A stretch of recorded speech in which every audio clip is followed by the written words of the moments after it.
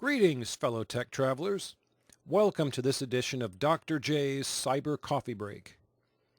During this coffee break, I'll be presenting you with some background information on a current and relevant topic in cybersecurity. This discussion will allow you to comfortably consume and digest this material so that if you wish to dig deeper into the topic, you'll be armed with knowledge and be able to ask the smart questions when searching for answers. I'm your host, Dr. Jonathan Adkins, and I'll be your humble narrator through this coffee break. I hold a PhD in information assurance and a master's degree in digital forensics. Through my constant research and effort to remain current on the stream of technical trends in our media ecosystem, I come across topics with which I believe people should have greater awareness. I'm not implying that you need to be an expert on this subject, but often in the never-ending stream of social media information that circulates around and surrounds us, we often don't get the full story. The topic for this coffee video break is deepfakes. Merriam-Webster Dictionary defines deepfake as a video that has been edited using an algorithm to replace the person in the original video with someone else in a way that makes the video look authentic. This definition only describes part of what falls within the domain of deepfakes. Deepfakes can include static images as well.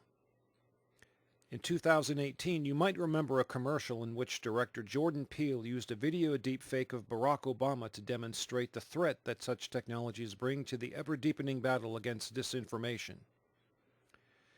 Robert Chesney of lawfareblog.com referred to deepfakes as a looming crisis for national security, democracy, and privacy.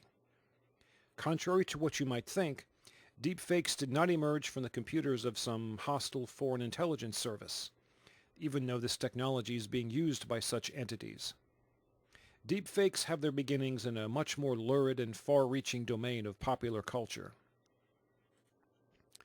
Deepfake videos first emerged as a phenomenon in 2017, when the faces of celebrities were being superimposed over the existing faces of females that appeared in adult videos.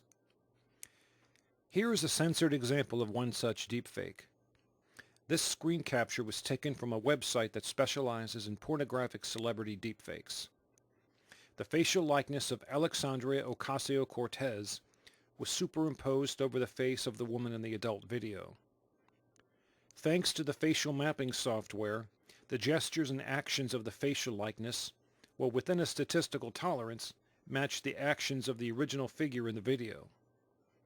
I'm not going to mention the name of the website as I do not wish to promote the activity of facial swapping for personal gratification. This screen capture was taken to demonstrate how the technology is implemented.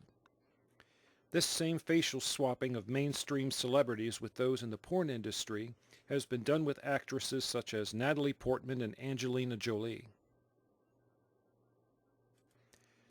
It goes without saying that once intelligence agencies further examine the technology behind deepfakes, the science was adapted for the purposes of political subversion and disinformation.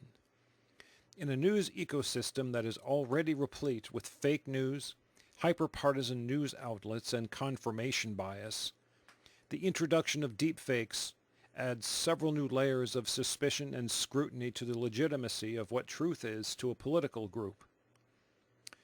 Other than video clips of politicians being manipulated through their playing speed or other such trivial attributes, there have been no significant examples of video deepfakes in the political domain as of 2020. There have been, however, examples of static image deepfakes in the socio-political domain. Often they're introduced in social media platforms as memes or personalities that don't exist. I'll discuss these next.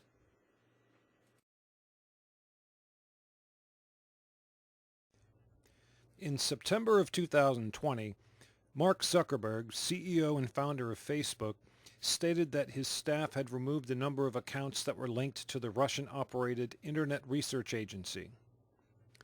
The fake Facebook accounts were promoting an equally fake news outlet that was called peacedata.net. Peacedata.net still maintains an account on Twitter. At the time of this video, the Twitter account had a total of 7 followers. A social media analytics and research firm that was contracted by the United States made a discovery after analyzing the profile pictures of the alleged journalists who were associated with Peace Data.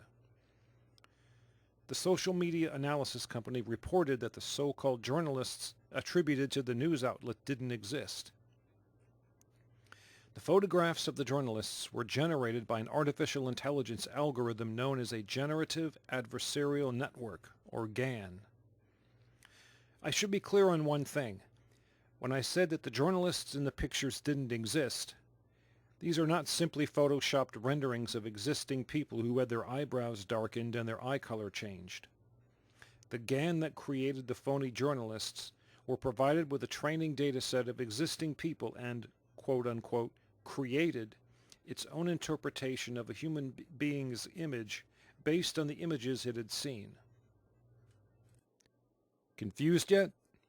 I'll explain this a little more thoroughly using an animated diagram. A generative adversarial network, colloquially referred to as a GAN, is a combination of two different kinds of machine learning models that work together to perform a joint classification task. I'll start from the very beginning. You have one machine learning model called a generator that creates replicas of something.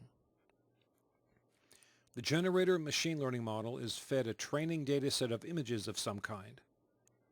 These images could be mundane household objects like clothes. They could be cars, cats, dogs, and even people. So, the training data set of images is fed to the generator, and the generator tries to create the best copies of that image by one image at a time. As the generator creates its facsimile images, a second machine learning model, called a discriminator, provides feedback to the generator to let it know what aspects of the copies it didn't copy correctly. This feedback is incorporated into a new iteration that is run by the generator. Through each iteration that is run by the generator, the mistakes from the previous iteration are corrected and the overall output is improved. As the iterations increase, the output provided by the generator becomes more and more accurate. This process continues until there is no difference between the original real item and the facsimile output. I'll make that statement with a caveat though. There are still artifacts left behind by the machine learning model, and it also makes mistakes. Here's one last detail that I'll provide concerning the high-level architecture of a GAN. The generator model is fed white noise, which is basically raw, useless pixels that have no form or meaning. As an analogy, you can think of this as the clay that the generator uses to mold into the copies it produces. Through the iteration process, the clay gradually takes on more realistic form until it is seamless.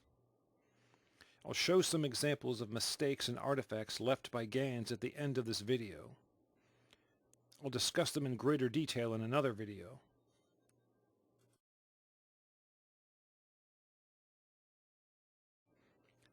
Now that I've explained the structural architecture of a generative adversarial network from a high-level perspective, I'll now show and explain some GAN-produced imagery to put this all into context. Here's an example of an input training dataset that will be fed to a generator machine learning model. The model will use a series of mathematically based filters based on matrix algebra. These filters will scan each and every single image in the training dataset and will look for recurring patterns.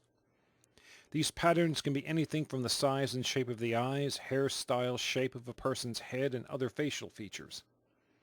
These recurring patterns are what the generator uses to create faces. The discriminator model will provide the feedback for the generator to correct mistakes that were made in the copies so that the output is closer to the real thing. If the GAN is well designed and has several iterations to work with, the result will be something like this. The GAN will continue to produce facial images based on the mathematical patterns it has found. The iterative serial output of faces will also result in combinations of facial feature patterns. What do I mean by this? Well, for example, the man in this image has distinctive features. He's male. He has a definite eye size and shape. His hair is also short. He's also smiling, but only very slightly. Now take a look at the second image. This is of a female that was also generated by the same GAN. Her eyes are more rounded than the eyes of the male. She has long hair. Her smile is also greater, showing more teeth. The GAN will take features from the first two of these images and combine them to form a brand new face that will contain elements of the two previous images, which will result in a brand new artificial face. If you look at this new composite face, you'll see that it has elements of the prior two faces. The person is male. The eyes appear to come from the female. The teeth and smile also seem to originate from the female image. The ears, eyebrows, and overall shape of the head seem to be from the male image. These iterative combinations continue throughout the entire facial generation process. If a certain style of face or combination is desired, parameters within the GAN computer code can be tweaked and adjusted to provide more desirable output. What I've just shown you is the basis for deepfake facial swapping at the static image level. In order to do this in video, you must have facial mapping software. Here's an example of what you can do using GAN technology to swap faces using celebrity images. You can combine the images of someone like Brad Pitt and Angelina Jolie, or Scarlett Johansson and Chris Hemsworth, and produce a new face based on combinations of their collective facial features. In the next video that I do on the topic of deepfakes, I'll discuss how to spot an artificially created image. Sometimes a GAN model will make mistakes while it's generating copies of faces. Sometimes they're easy to spot, other times not. And then they'll require more in-depth analysis to positively identify a human face that's generated by a GAN. I'd like to close out this Cyber Coffee Break video by briefly discussing the resources that are required to generate believable artificial human faces. The idea for the generative adversarial network first appeared in a published paper written by Ian Goodfellow in 2014. The computer graphics card company NVIDIA introduced its first generative adversarial network, named StyleGAN, back in December of 2018. This was followed in June of 2020 with StyleGAN 2, which was its improvement. The network model is downloadable and free, however it's not something that's easy to implement out of the box. NVIDIA suggests 16 gigabytes of DRAM and a graphics processing unit, or GPU. If you don't have a GPU, then the faces that are generated by the model will not have the necessary graphics resources to be fully articulated. Since StyleGAN 2 is a pre-trained model, most of the heavy lifting is already done. This means that the full GAN model has already been trained with thousands of images.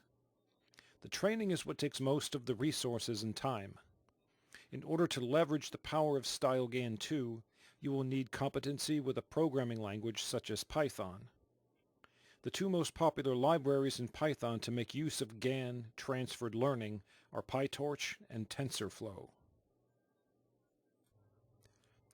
What I've discussed in this brief video are a few of the more interesting pieces of background information that pertain to deepfakes. The concept of the generative adversarial network is only 6 years old from its inception, yet the influence of GANs is felt in popular culture as well as in the political domain. What was presented here only deals with static deepfakes. For video deepfakes, a different process is employed, specifically facial mapping. The smarter we are at seeing how this ruse works at the technical level, the lesser the impact will be when we're bombarded with manipulated imagery and video. In my next video, I'll discuss how you can spot an artificially generated image that's created by a GAN. Until then, remember, knowledge is power, especially in the cyber domain.